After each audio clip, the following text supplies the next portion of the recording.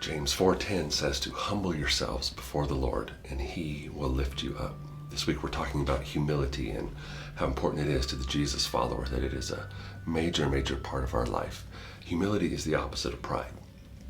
Pride is literally to puff yourself up, to have a self-inflated view of yourself based on yourself. Pride is all about self. Humility is different. Humility is the opposite.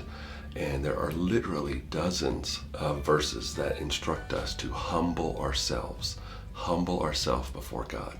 Because there are also dozens of verses that talk about how pride leads to destruction, or pride leads to humiliation, or God opposes those who are proud, or God stays away from the prideful.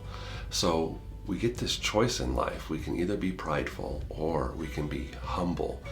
And it's one of those deals where one way or the other, you're going to end up humble. You can either humble yourself or God will allow life to humble you. We used to tell our kids in youth ministry when they were doing something dumb and they needed to shape up, we used to tell them, this can go the easy way or this can go the hard way, but it's going to go. Which way do you want it to be? The easy way, you take care of this, or the hard way, we take care of this together. And so God kind of gives us that same option. He speaks many times of how he gives grace to the humble, how he gives mercy to the humble, how he does so many great things for humble people, but then stands against prideful people. And then there's this warning that pride will eventually end up humiliating you. So God is basically saying, look, either life's gonna humble you or you can humble you. But either way, you're going to end up humbled. And so the best choice is just to follow the instructions and obey the scriptures when it dozens of times tells us to humble ourselves. Make the choice to humble ourselves. So let me give you a kind of a working definition of what it means to have humility.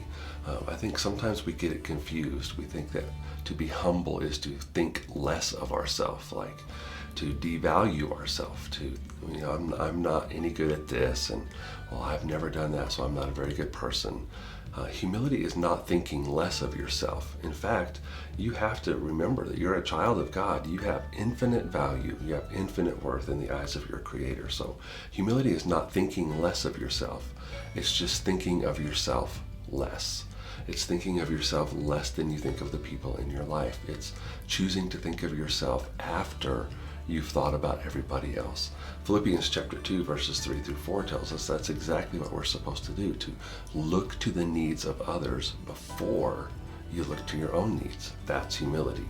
It is to think of yourself less, not to think less of yourself. So today, that choice stands before us today.